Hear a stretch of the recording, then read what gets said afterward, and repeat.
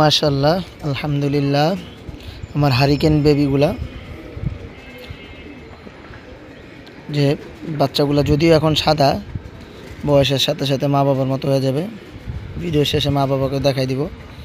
এই যে বাচ্চাগুলা হারিকেন বেবি। সবাই দোয়া করবেন আমার এই বেবিগুলোর জন্য। দুইটা বাচ্চাই খুব সুন্দরভাবে আছে।